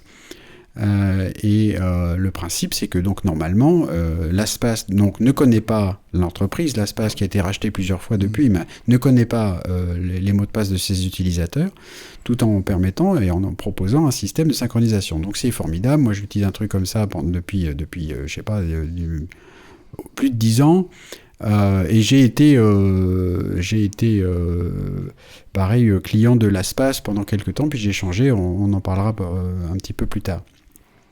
Le problème, c'est que patatras, donc LastPass a été piraté en août 2022. Ouais. Il y a deux choses importantes, c'est que non seulement ils ont été piratés, c'est embêtant, et en plus ils en ont pas beaucoup parlé, ils ont pas été très clairs sur le sujet. Et on a appris finalement mi-décembre, fin décembre de l'année dernière, l'étendue des dégâts, c'est-à-dire que non seulement les systèmes de LastPass ont été... des pirates se sont introduits dans les systèmes de LastPass, et donc ont visité un petit peu comment ça se passait, et puis on a appris finalement en décembre qu'ils avaient réussi aussi à télécharger la totalité des coffres-forts de mots de passe des utilisateurs de LastPass. Sur le principe, normalement, c'est pas grave, parce que donc chaque coffre-fort de mot de passe est chiffré, donc normalement les pirates se retrouvent avec du fromage blanc à essayer de déchiffrer, et ils peuvent pas. Sauf qu'on a appris depuis que malheureusement les pratiques de sécurité de LastPass n'étaient pas toujours à la hauteur, notamment pour sans vouloir être trop technique, mais quelques éléments. D'abord, seule la partie mot de passe, donc quand on crée un mot de passe, on crée une petite fiche, comme une fiche de contact finalement, dans laquelle il y a le nom du site, l'adresse URL, le mot de passe lui-même, éventuellement des notes qu'on garde avec, et donc seul le mot de passe lui-même était chiffré. Le reste des données étaient stockées en clair. Donc ça veut dire que ça donne quand même un certain nombre d'informations au pirate, c'est-à-dire qu'il sait à quel site se rapporte le mot de passe dont il pourrait avoir besoin ou envie en tout cas. Et l'autre chose aussi, c'est qu'au fur et à mesure du temps, il a fallu que tous ces gestionnaires de mots de passe, et donc LastPass est évidemment pas le seul, s'adaptent à l'augmentation de la puissance des processeurs, et on vient d'en faire une démonstration avec toutes les M2 Pro, Max, Ultra, et tout ce qu'on veut qui regorgent de puissance. Et donc... non seulement on chiffre les mots de passe, mais en plus on fait des hashes, c'est-à-dire qu'on les chiffre et on les rechiffre et on les surchiffre. On fait plusieurs couches de chiffrement pour mieux protéger. Et donc, mais à l'époque de la création de LastPass, il y a 10 ou 15 ans, on chiffrait le mot de passe, puis on faisait un chiffrement supplémentaire, un hash supplémentaire. Aujourd'hui, la norme, c'est plutôt 1 million de hash supplémentaires pour vraiment cacher ce qui se passe dedans, d'accord ? Et le problème, c'est qu'un certain nombre de clients, on s'est aperçu que et notamment pour les plus anciens des clients, j'imagine, le nombre de hash, donc de rechiffrement, était resté à 1 pour certains, ce qui est donc une catastrophe. Et puis sinon à quelques centaines, ce qui n'est pas forcément suffisant, surtout si, donc le principe de base de ce genre de coffre-fort de mots de passe, c'est qu'on ne retient pas ces mots de passe qu'on crée, on n'en retient qu'un. C'est le mot de passe qui chiffre tout. Ben oui. Voilà. Bien sûr. Et si malheureusement ce mot de passe est pas très fort, on sait maintenant que si jamais, dans certains cas, donc c'est un effet ciseau terrible, les plus anciens des utilisateurs de LastPass ont peut-être un mot de passe maître pas très fort, et aussi un nombre de rechiffrements de hash pas très élevé non plus. Et là, on sait que ces coffres-forts de mots de passe vont pouvoir être déchiffrés s'ils ne le sont pas déjà. Là, impossible de savoir combien de personnes ça concerne. Mais en tout cas, on sait maintenant que LastPass n'a pas été suffisamment bon dans ses pratiques de sécurité auprès de tous ses clients. Voilà, ça pose un vrai problème pour un certain nombre de clients et on ne sait pas combien. Voilà, donc c'est un petit tremblement de terre dans le monde de gestion des coffres de mots de passe, parce qu'en plus ça met à mal la confiance qu'on pourrait avoir dans ce genre de pratique. Je voudrais justement essayer de rassurer un peu tout le monde en disant que malheureusement il semblerait que LastPass n'ait pas été super bon sur le sujet, mais il y en a d'autres. Moi j'utilise 1Password, qui est le concurrent principal de LastPass depuis 10-12 ans, qui a des pratiques de sécurité, en tout cas ils les ont republiées, redétaillées à la suite de ce problème avec LastPass, et moi je continue à leur faire confiance. Et puis aussi, si jamais vous êtes utilisateur encore de LastPass et que votre mot de passe principal par exemple est à 25 caractères, tout va bien. Voilà, c'est pas non plus une catastrophe pour tout le monde. Si c'est Toto75, faites quelque chose, quoi. Voilà. Gilles, Toto06 à Nice. Très connu. Je voulais d'abord faire Gilles. Je voulais d'abord faire une vanne, et puis en écoutant parler Fabrice, je n'avais plus envie de la faire. La vanne, c'était cette histoire de LastPass, c'était en quelque sorte un mémorial. Elle est nulle. Parce qu'à cause du mémorial de Las Cases, c'est un truc là où il y avait l'histoire de Napoléon. Voilà, c'est un vieux truc de littérature quand nous étions en première. Il va falloir que je révise mes livres d'histoire. Moi aussi. Enfin, tout ça pour dire que... Par contre, non, il y a un truc terrible. Là, c'est pire ce que tu décris, puisque le principe du coffre-fort, c'est que, y compris en ligne, c'est que il est suffisamment robuste pour que le gars qui essaie de le percer n'ait pas le temps de le faire avant de risquer d'être dérangé. C'est le principe du t'as 3 essais pour faire rentrer ton mot de passe. Au bout de 3 essais, tu te fais dégager par le site, si c'est bien fait. Là, la catastrophe, si j'ai bien compris, c'est qu'ils ont ils ont déménagé le coffre-fort, et que maintenant, ils ont tout le temps de s'attaquer au coffre-fort, au mot de passe, aux utilisateurs qui les intéressent, y compris par la force brute, c'est-à-dire non plus y aller au rossignol, mais à la perceuse, chalumeau, au truc laser ou à la dynamite s'ils veulent. C'est juste une question de temps. Et il n'y a même pas la possibilité pour les utilisateurs de changer ce mot de passe qui a priori peut être faible, puisque le coffre-fort lui-même a été déménagé avec son ancien mot de passe. C'est ça qui, moi, me fait dresser les cheveux sur la tête. Pardon, Fred et François. Fabrice, pour les utilisateurs qui n'étaient pas au courant et qui voudraient faire quelque chose, c'est quoi le conseil ? Alors, le conseil, c'est si on utilise LastPass, c'est d'aller voir déjà, d'essayer de faire une sorte d'évaluation du mot de passe maître qu'on utilise. On peut utiliser, alors il y a un site grc.com. Alors ça, c'est un type qui a un site web depuis très longtemps parce qu'il a un nom de domaine à 3 lettres. C'est le nom de domaine d'un gars qui fait de la sécurité, qui s'appelle Steve Gibson depuis Mérobe. Il a 67 ans, le gars, il fait toujours ça. Son site web date aussi, il l'a jamais refait depuis 25 ans. Mais voilà, c'est un pro de la sécurité. On trouvera sur son site en anglais de quoi tester son mot de passe. Je fais très confiance à ce type-là, et donc si vous allez sur son site, vous pouvez mettre le mot de passe maître de votre compte LastPass pour tester. Est-ce une bonne idée ? Ouais, je pense. Pour ce qui est là, je pense, oui. Pour tester sa force, la force de ce mot de passe et son entropie, comme on dit. Et aussi aller regarder dans les paramètres de LastPass, et si vous n'avez pas l'habitude, allez les chercher quand même, parce qu'on trouve dans ces paramètres de LastPass justement le nombre de hash, c'est-à-dire le nombre de rechiffrements que j'évoquais tout à l'heure, pour voir si votre coffre-fort de mot de passe était déjà mieux protégé que la moyenne ou pas. Ouais.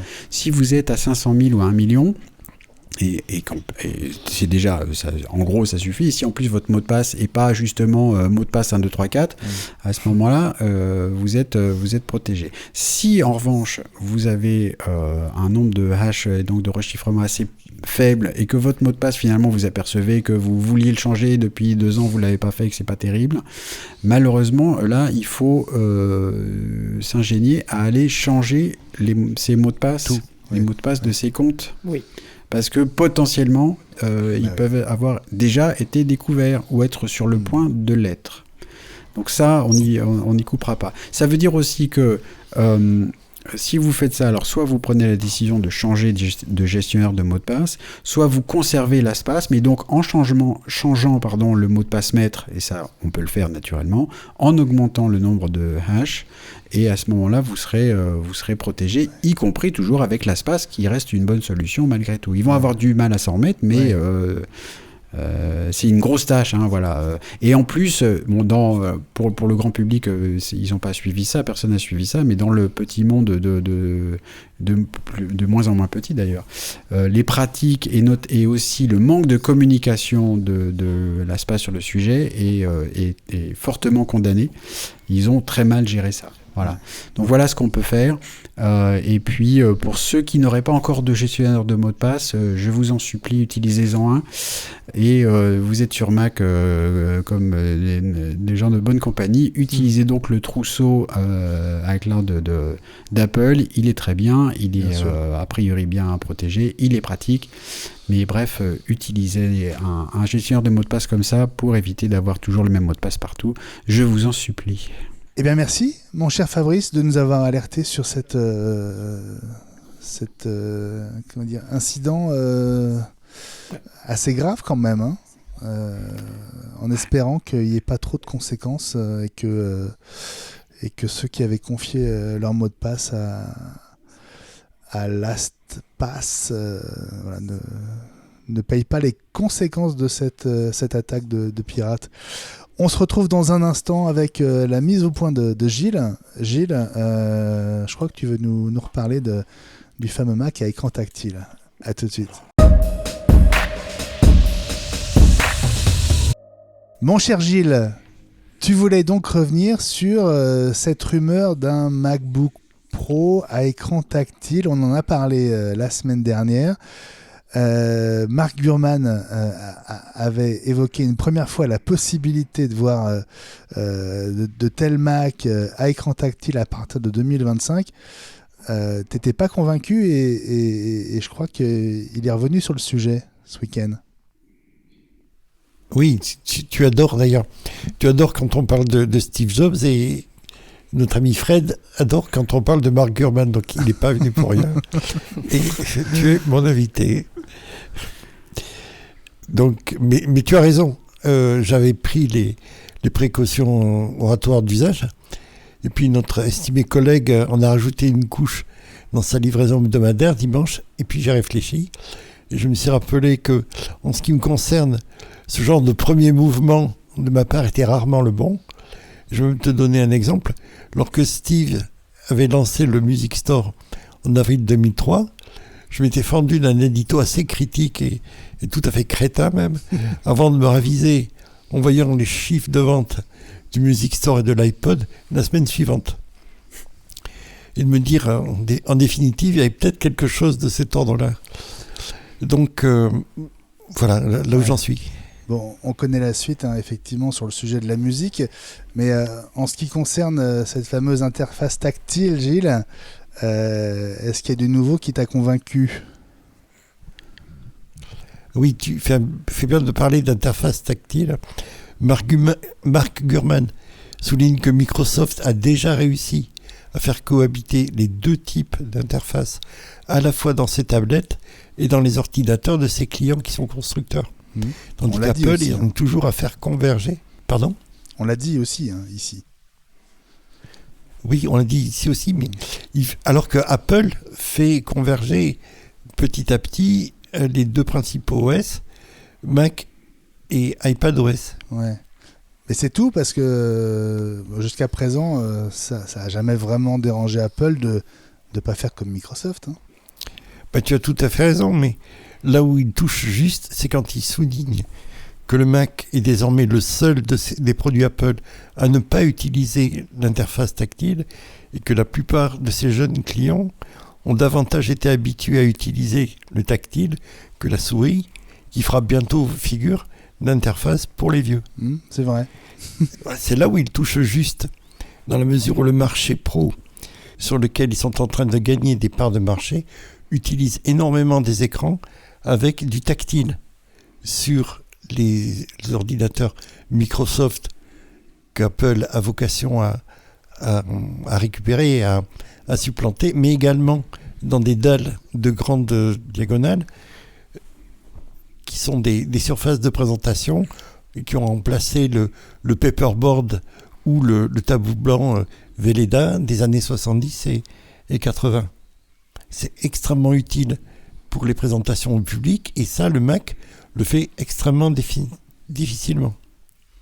Mark Gurman parle d'ailleurs d'une extension de l'interface à l'ensemble de la gamme si l'essai avec le MacBook Pro est convaincant. Alors ce type d'écran tactile est en train de se généraliser, que ce soit dans l'entreprise, mais également dans l'enseignement, qui est un des marchés traditionnels d'Apple et sur lesquels il peine un petit peu avec l'iPad. Il manque l'équivalent du tableau noir et les boîtes traditionnelles comme Promethean, par exemple, ont des difficultés là. Les diagonales deviennent de plus en plus importantes. On parle de plus de 100 pouces de diagonale. T'imagines plus de 2,50 mètres de diagonale. Et c'est clairement une carte à jouer qu'Apple a de ce côté-là. Ils commencent à faire fabriquer du micro-LED de leur côté pour l'ensemble de la gamme comme il en est question. Ils peuvent tout à fait faire ça par TSMC où ce ne sont plus des LED mais uniquement des micro-composants. Est-ce que tu y crois, Fred, à un Mac tactile un jour bientôt? Un Mac tactile, personnellement, j'aimerais bien que le tactile arrive sur autre chose qu'un iPad. Oui, effectivement, parce que je l'ai vu arriver en entreprise. Vous savez, les grands, ce que disait Gilles, les grands paperboards, les grands écrans Microsoft. J'ai vu du Huawei, je crois, de mémoire, qui marchait très bien. Pas mal, et c'est vrai que c'est pas mal de pouvoir... Cisco aussi, Cisco avec les boards. Non, mais je parle d'un Mac. Et oui, mais le problème, c'est que le Mac, je veux dire, le fait qu'il soit pas tactile empêche aussi, avec toute la suite bureautique qu'il y a derrière, hein, avec Microsoft, etc. et tout bazar, ça empêche d'avoir ce genre d'écran aussi. Tu vois, je crois pas vraiment à un iPad immense, que l'iPad soit conçu pour faire ce genre de choses. C'est vraiment des ordinateurs qui fonctionnent sur des grands tableaux et qui soient tactiles. Et je vois pas ce qui embête Apple avec ce truc-là. Ils sont en train de retravailler. Si on peut pas l'utiliser, on l'utilise pas. Ils nous sortent des Macs avec toutes sortes d'options, etc. Et ça fait partie aussi des choses où ils peuvent être un petit peu butés. Mais je pense qu'ils vont céder. Mais moi, j'aimerais bien quand même voir ça, ouais. J'aimerais bien voir ça. D'autant qu'ils ont une carte à jouer, puisqu'il y a de l'Android derrière un certain nombre de Mac, il y a du Windows, puisque Microsoft est présent, mais il y a un coup à jouer à la Sony, comme avec leur écran cinéma HD, je crois, mais je ne me souviens plus du nom, ou avec les prix que pratique Microsoft, y compris sur les grandes dalles, sont absolument délirants. Et ils peuvent tout à fait se glisser entre les fabricants traditionnels chinois ou taïwanais et puis les trucs à très forte valeur ajoutée, comme fait Microsoft. Ouais. On n'est pas à l'abri d'une surprise dans les 5 ans. Ouais. Fabrice, tu voulais réagir à ce que disait Fred? Fred et Gilles aussi, que je remercie d'avoir évoqué les grands écrans, parce que du coup je mettrais bien comme brique supplémentaire l'apparition de l'application Freeform, qui est un tableau blanc justement, et illimité et complètement ouvert, et qui serait très utile sur un grand tableau blanc comme ça, sur un grand écran, encore plus que sur un iPad, ou en tout cas en complément de l'iPad. Donc je trouve ça intéressant, le côté travail ensemble me paraît intéressant, et peut-être que Freeform c'est une petite brique supplémentaire de l'édifice. Ouais, moi, ce que je voulais dire tout à l'heure, c'est que j'ai revu exprès pour me remettre ça en mémoire l'intervention de Steve Jobs, je crois que c'était en 2009, où un journaliste le questionne et même le chatouille sur les interfaces tactiles sur les Mac, et son intervention est très claire et très parlante. Alors, certainement, il n'est plus là pour faire prévaloir ce qu'il pense, mais ce qu'il disait est assez juste parce que c'est bien justifié. Il parle en fait d'ergonomie et il explique que une interface tactile est horizontale et pas verticale, que c'est un non-sens ergonomique et que ça ne peut pas marcher. Et quand il en fait la démonstration sur scène, ça a l'air tout à fait convaincant. Maintenant, le temps est passé depuis. Je ne crois pas vraiment qu'un Mac tactile apporterait quelque chose. Je demande à voir ce qu'Apple est capable de faire avec. Un tableau tactile, certainement, mais là, le Mac n'est pas en cours. Il est connecté à un tableau. Si le tableau a un système tactile, on a déjà vu ça dans les écoles depuis un moment. Il y a des interfaces. Mais l'écran de base, celui qui est devant vous, tactile, au bout d'un certain temps, on est fatigué, si on fait ça toute la journée, d'avoir la main qui pointe comme ça, du matin au soir pour toucher des choses à l'écran. C'est moins précis, ça cache des choses qui sont dessous. Si vous voulez faire quelque chose de très précis, autant utiliser un stylo. Et je pense que l'interface est suffisamment compliquée et brouillonne par rapport à la pérennité qu'elle pourrait avoir, parce que il y a quelque chose qui va venir remplacer ce tactile qu'on utilise depuis longtemps dans l'environnement Windows, qui va peut-être être l'utilisation, par exemple, d'une Apple Glass, qui n'est pas si loin que ça, où on pourra pointer avec les yeux, et il y a des capteurs qui vont voir qu'est-ce qu'on est en train de regarder, et qui va permettre de faire un peu la même chose qu'un pointage avec le doigt, sans toucher l'écran et laisser des traces de doigts. Donc, qu'Apple expérimente avec... Pourquoi pas? Ils ont toujours fait ça et maintenant ils ont moins de contraintes qu'avant. Avant, ils n'auraient jamais osé, de peur que Steve passe dans un bureau et qu'il les voit en train de jouer à ça et qu'il les vire. Hein. Mais de là à ce que ce soit un produit, c'est pas sûr. Hein. Moi, j'y crois pas. Il y a les stylos et Apple ne devait absolument pas faire de stylet. Ils ont fait l'Apple Pencil. Il y a une dimension groupale dans ce paperboard, dans ce tableau noir depuis la classe. Il y a ce qu'on appelle ce que Winnicott a, pour dire en gros mots, une ère intermédiaire d'expérience où l'ensemble du groupe va pouvoir se projeter. On va avoir une façon de fonctionner ensemble.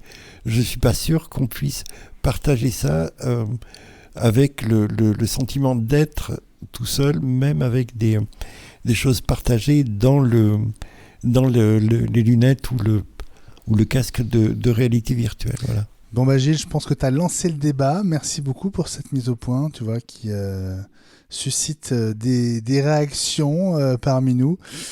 Merci beaucoup. On arrive à la fin de cet épisode. On va terminer par nos coups de cœur et nos cartons dans un instant. Nos coups de cœur, nos cartons de la semaine. Alors, je sais pas, qui a un carton parmi vous? Personne? Si, Fabrice? Si. Allez, un carton. Vas-y. Un petit. Pour qui la claque? Un petit coup de griffe pour faire la suite des annonces. C'est Ellie qui a fait la remarque, mais du coup, allez, je te le pique, parce que j'ai trouvé ça terrible. Non seulement il y a eu donc l'annonce donc des M2, M2 Pro, etc. On a tous été contents, on l'a noté, même la baisse de prix des Mac Mini, oh là là, alléluia, incroyable. Et en même temps, les iMac M1, qui eux n'ont pas bougé techniquement parlant, ont pris chaque modèle 100 €. Voilà, on n'a rien fait, le temps qu'on se retourne, la gamme n'a pas changé et l'iMac a pris 100 €. Alors, c'est quand même un peu fort de café, quoi. Un nouveau modèle dont le prix baisse et un modèle identique dont le prix augmente. C'est dommage. Je vais pas dire que ça gâche la fête, faut pas exagérer non plus, mais je trouve ça un peu dommage, voilà, un peu triste. Un peu rapia. C'est vrai. Autre carton? Et moi, j'ai un petit coup de cœur. Allez, Voilà, vas-y, après. allez. Ah, vas-y, enchaîne. Alors, un petit coup de Parce que t'as la cœur, main. enchaînons sur les coups de cœur, une série française qui s'appelle Vortex, qui vient de se terminer sur France Télévisions, France 2, je crois, mais qu'on peut voir en replay. J'ai vu le début, c'est avec Thomas Sisley et Camille Laris, je crois. Alors, j'ai pas envie, je veux rien spoiler, et non. même j'ai envie de dire, allez-y sans vous documenter sur quoi que ce soit, parce que j'ai trouvé que le premier épisode était vraiment formidable. C'est-à-dire que... Ah non, mais non, rien. il se- Non, mais Voilà. c'est-à-dire.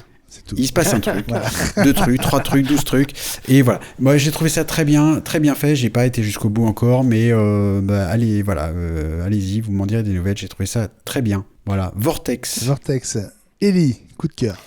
Alors, un petit coup de cœur rapide et double, c'est concernant des séries télé. Pour ceux qui connaissent et qui aiment les jeux vidéo, il y en a eu un qui a eu un succès planétaire incroyable qui s'appelle The Last of Us, et ils ont sorti maintenant la version 2. Eh bien, figurez-vous qu'ils en ont fait maintenant une série vidéo. Donc, HBO, qui est connu pour faire des très grosses réalisations, et on était un peu paniqué à l'idée de dire oui, mais HBO n'est pas en France, comment est-ce qu'on va faire pour pouvoir voir ça? Est-ce qu'il va falloir qu'on pirate encore, etc. Eh bien non, figurez-vous que Amazon Prime a récupéré les droits, et ils ont diffusé hier soir le premier épisode. Je l'ai regardé, c'est incroyable. Ils ont mis des moyens de malade. C'est très spectaculaire, parce que c'est un film, enfin c'est une série en 10 épisodes qui reprend l'histoire d'un jeu vidéo. Eh bien c'est super spectaculaire et je vous le conseille. Bon, c'est un univers comme dans un jeu vidéo, hein, donc il y a de la violence, il y a pas mal d'action, mais c'est très dynamique et pour ceux qui préfèrent des choses un peu plus douces, quoique quand même il y a pas mal de violence, il y a depuis quelques heures la bande-annonce officielle de la saison 3 de Mandalorian, que nous attendons tous avec grande impatience.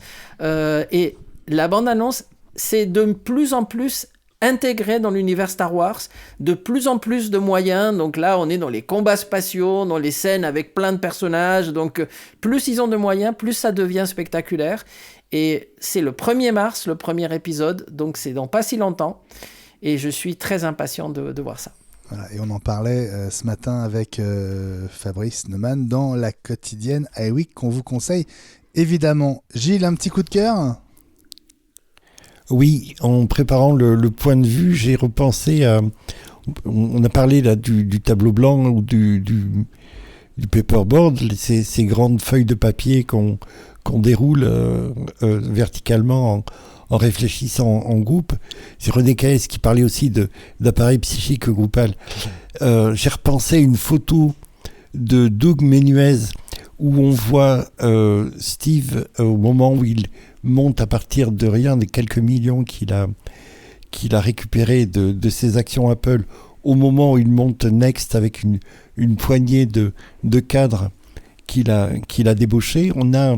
Ils sont dans une usine de séchage d'abricots à Fremont qui est vide. Il y a du béton nu par terre. Il y a une grande planche sur des tréteaux. Il y a une dizaine de personnes autour et Steve au paperboard en train d'expliquer des trucs. Et pour moi, c'est ça la vision. Et il a fait cette photo, il en a fait un certain nombre d'autres absolument géniales.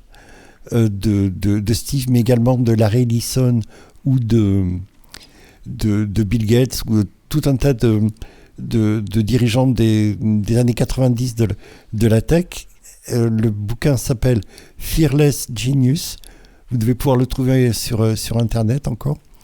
Et le photographe s'appelle Doug Menuez. Voilà, Menuez. Voilà, Doug Menuez, le coup de cœur cette semaine de Gilles.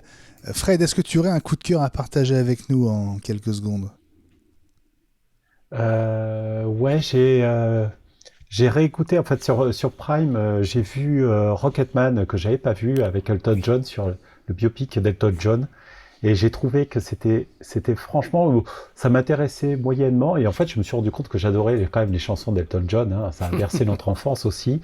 Et j'ai beaucoup aimé la façon dont ils ont traité aussi le début, quand il commence à composer avec un ami qui est parolier et comment il y a vraiment une place pour le piano. J'ai vraiment beaucoup aimé. Et du coup, j'ai fait une playlist là d'Elton John. Je revisite Elton John avec plaisir en live ou pas. Et c'est toujours un plaisir de l'entendre. Et d'ailleurs, l'acteur qui joue et qui chante est étonnant et ses chansons valent presque les originales. Bon, c'est pas du Elton John, mais presque. Mais c'est pas mal pour un acteur, ils sont forts quand même. Ils sont très très forts. Et ben moi, mon coup de cœur, c'est aussi une série que vous pouvez voir sur Arte et en replay sur arte.fr. Elle s'appelle Jeux d'influence. C'est vraiment une série formidable, une série française. Avec Alix Poisson, qui est une actrice assez géniale, et Laurent Stocker de la Comédie Française. Ça se passe dans les milieux politiques et de l'agroalimentaire. Ce sont de sombres histoires de lobbying et de groupes qui fabriquent des engrais et des produits, des pesticides en fait pour l'agriculture, et qui s'apprêtent à lancer un pesticide en truquant les analyses toxicologiques pour faire valider son engrais ou son désherbant, je ne sais pas. Il va y avoir des assassinats, des tentatives de meurtre, des enlèvements et tout. C'est vraiment très très très bien. Ça vaut largement une série américaine, et donc allez-y, Enjeux d'influence sur Arte, c'est mon coup de cœur de la semaine.